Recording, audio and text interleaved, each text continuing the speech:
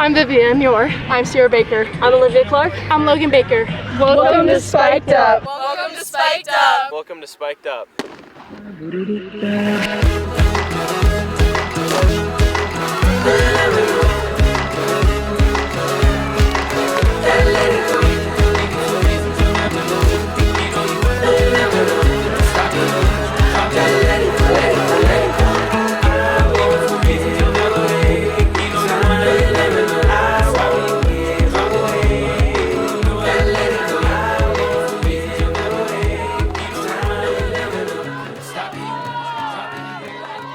Hey there, Colorado track and field fans. Welcome to Spiked Up State Edition Day 2. We're literally here at Jeffco Stadium as the day is sort of wrapping up. Bobby here, as always, is going to be your guest. I got Andrew Simmons here on my right. I got Lauren Cawley on my left. We're going to run over a few highlights that came out today because, like yesterday, there's plenty to talk about. Before we get going, huge shout out to the sponsors, 9 Watt Market.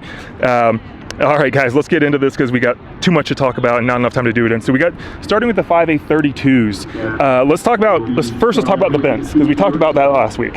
Yeah, I mean, boy, what a great race. I think pretty big excitement last night in the 4x8, and I think that definitely played in a factor a little bit, with Benji coming in a little banged and bruised up. But boy, what a great run by Ben Adams, and those two boys pushing each other, great rivals, but also like great training partners.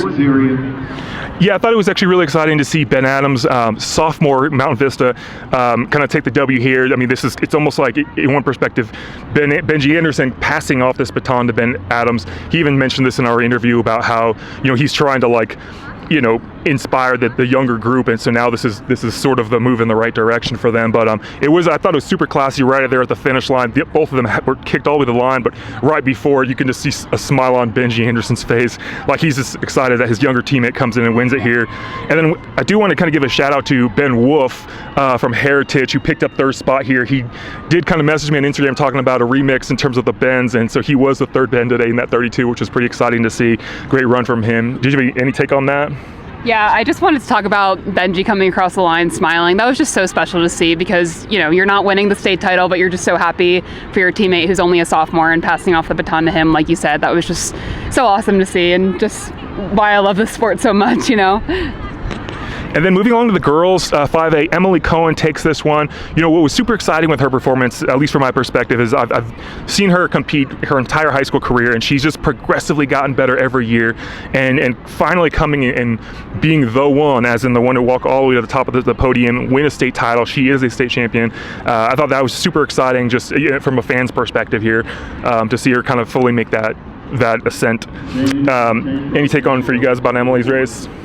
Yeah, I mean, I'll take. I just thought it was such a really well-run race. Like, it was such an honest race. Like, first 2K was not slow. I want to say the girls went 5:20-ish and then closed in 5:06. That was a big negative split in that race. So that was really exciting to see that those things kind of split up there from the coach's perspective. That was a really exciting race to watch. Great negative split. That was classic. Love to see it. Yeah. And then moving on to 3A, before we get to the girls, because we got to talk about the girls 3A 3,200 meter. On the boys side, freshman Ethan Merrick, 9:41, Alamosa freshman, super incredible performance. He stormed away in the last 800 meters, and he even mentioned this. The wind kind of did play into a factor here a little bit, but he was ready to roll with 800 meters to go. And what's exciting here again is a freshman winning a state title. He's got 4 years in front of him. How much more are we going to see, and how much faster does he get? Thought that was another great performance. Looking at the girls 3,200 meter for 3A, definitely a little bit of controversy. Who wants to talk on this one? I'll start with that. I know you had something there you wanted to share. Yeah, I mean, it was tough. I was sitting on the infield, and one of the officials was like, "Oh, I think we've got a DQ," and I was like, "Oh, what happened?" Because it didn't look. I mean, it's not like there was a baton. Yeah, it was while it was 3 laps in. Oh, we've got a DQ. There's a yellow flag, and I was really curious. And what happened is athletes, at the very start, were supposed to stay in lane 5, and they cut into lane 4. before the first 100. No cones or anything, so I think it was just a little bit of a mental lapse, and I think it took out the top 4 girls, if not the top 5, and so it trickled back technically, I think, to the 6th place athlete who finished. I do think the girl who was actually second, she did stay. Yeah, she did stay. Okay, but there were 5 athletes like among that. Yeah. So yeah, the girl, it was Elizabeth McQuitty who actually did finish second in this one, who did not get the DQ, but it was kind of really hard to watch because all the athletes finished the 2 mile. All the while, we're on the sidelines hearing that there's going to be some DQs, and obviously there's a little bit of controversy afterwards, and just a lot of bad news, telling the athletes, hey, by the way, like, you didn't finish where you thought you finished at the state championships. But despite the despite like the clouds on this vibe here with that girls 32, there was kind of a silver lining. Yeah, a really special moment. We saw all of the girls come together on the podium, which I just thought was great. It was hard for 5 girls getting disqualified to see them all come together, and they all got together. And I'm pretty sure Elizabeth gave Delaney her medal. That might not be true, but I'm pretty sure that's what I saw. Yeah, it was just a very special moment. All the girls supporting each other despite what happened, and yeah, just another great, wholesome thing to see in this sport, and you just love to see that. Everybody coming together and just supporting each other, especially, like you said, like having had all those girls actually run the whole race and they don't know what's going on, and then just seeing that raw emotion afterwards was really tough. So, I hope that brought some light to their situation. But yeah, that was just great to see. And yeah, I feel like we'll touch back up on Delaney on the 800 here in a bit. But I feel like that definitely kind of fueled her stride for a couple hours later when she ran the 8. But moving on to the 800, starting with the 3A, Effie Fletcher coming out of Coleridge. We talked about her last week in the podcast. She'd run 2:12 earlier this season, but comes here the first time ever at the state championships, and comes away with a state title, kind of, solidifies, her improvement from last season. Last season she was running 2:27 and 5:47, so she's definitely made the jump. But Effie kind of was pushed by someone else, and that was Delaney, obviously. Yeah. Do you want to cut here because they're going to do this? No, let's keep going. All right. So we're going to keep running it. So this is 3A, 800. Yeah, 3A. That was Effie, and then Delaney was the one pushing her. Yeah. No, that was just a really exciting last, 150 meters coming down there, and I think just a great way for Delaney to kind of come back. I know she's still got the 16 tomorrow, but being able to kind of put some of that energy out there today and didn't have to go home and kind of carry that with her for the whole day. So I just loved watching that race and seeing her. I could tell that there was a bit of relief that came with that for her, so exciting to watch. Yeah, I really feel like seeing the grit out of Delaney on that one. Like that 3,800 went all the way down to the line, and you can tell Delaney was probably trying to make up for that 32. But again, hats off to Effie for winning that one.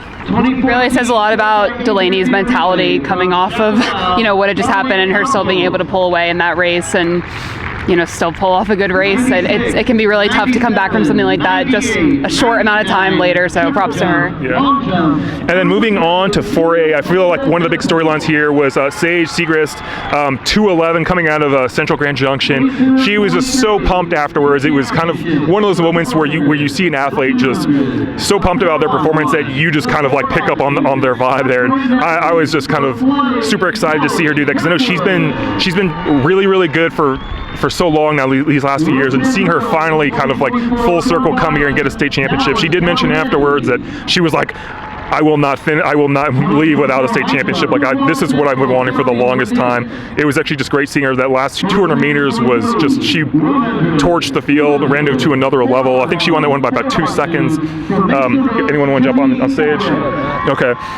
Moving on to 5A, crazy races. The wind definitely kind of played an effect here a little bit, at least in terms of strategy. But Rosie Macharsi, 3-peat, runs a 2:09. This was a super tactical race that saw that Rosie didn't go out as quick as she normally does, and I think that kind of threw the field off a little bit.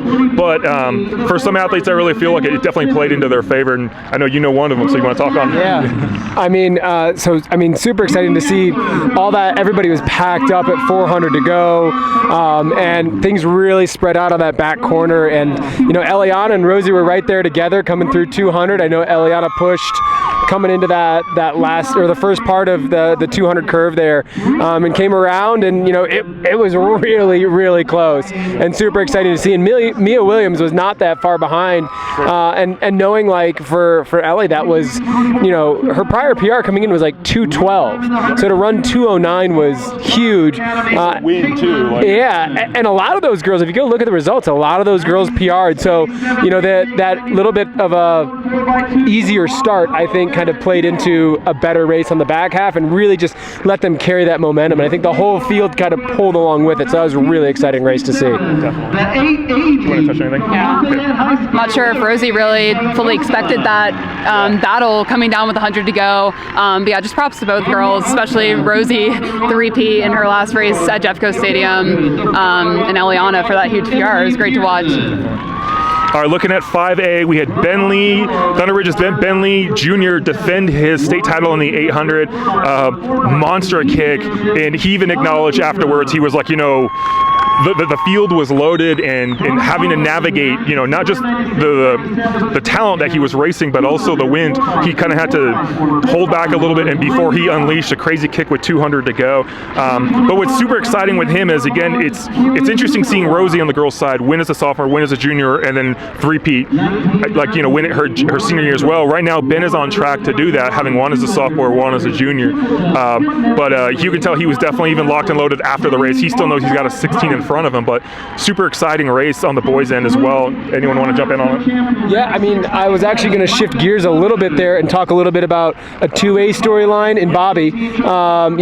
Great, he's won 2 events, won the 32 last night, won the 800 today. He's got a huge chance to maybe have like a triple, but it's not the only triple that's possible on the boys' side, because I think boys 1A, 32 and 800 meter champion, and his name is just not hitting me right now. I know we can go look, we'll have to put it in his captions here. But it's so cool to see that there's some of these, like, not just winning one event and having a really great race, but coming back and saying, can I do it a second time? Okay, I've done it. Now what about a third time? And I think that's a great storyline to see a three-peat year after year after year, but also like, what can you do in 3 days? Yeah. In this narrow bandwidth, it's like, can you pull it together each time? And that, I think, is super exciting for me to see as a coach.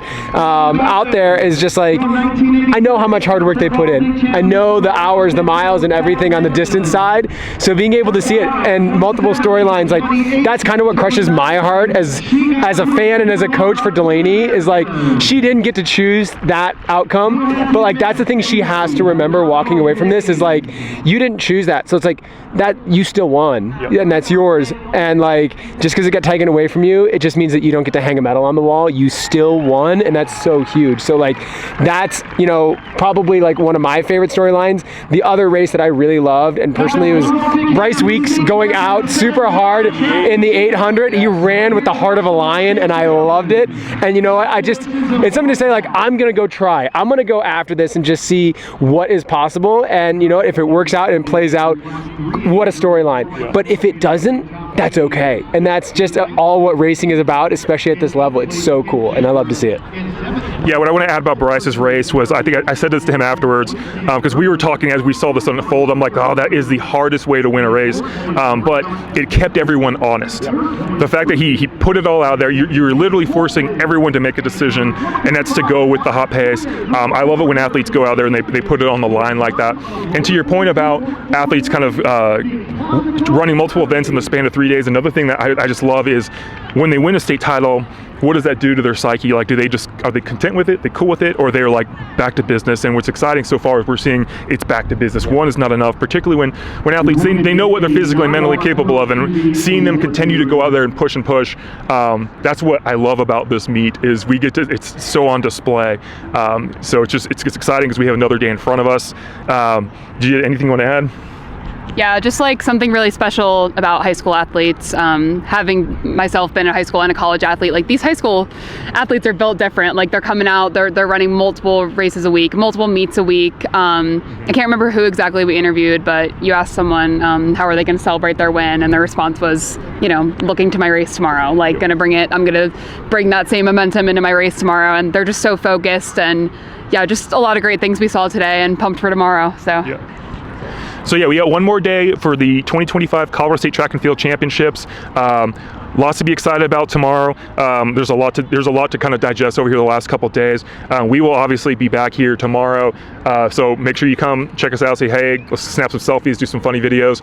You can also follow us on Instagram. We got Coach Andrew Simmons here, Bobby Reyes, Cawley, is that correct? Laura Cawley. Okay, I'll put the little captions on there. Because we're putting out a lot of great content of coverage going on today. So. Got one more shout out. One more shout out, all right. Last shout out is to Jen. She's out here absolutely crushing some photos. Jen Jardaliza. Yeah, Jen Jardaliza. So we'll also put her Instagram out there. I know she's been doing a lot of hard work. I think she shot 4,000 photos yesterday. So we'll see. Maybe she's on a hot pace to PR today. Yeah. Yeah, Jen is rolling with the photos. One of the best sports photographers here in Colorado, so definitely gonna go follow her. She's getting a lot of great photos, a lot of great content. All right, so that about wraps up day 2 of the 2025 Colorado State Track and Field Championships. Once again, shout out to the sponsors, Niwot Market. As always, we'll see you on the track. Doing it all for you, my newest. I'm just getting started. Doing it all for you, my newest. So I show you spark. Doing it all for you, my newest. I'm just getting started. Doing it all for you, my newest. So I show you spark. Doing it all for you, my newest. Welcome back to Spiked Up here. Bobby Reyes, Andrew Simmons. Oh my goodness. Here we go. Are we actually doing this now? Let's get ready to rumble, Bobby. It's like so like emotional. I think they gave her the medal, did they? She gave it. She gave her the medal. That's so sweet. I'm gonna start crying.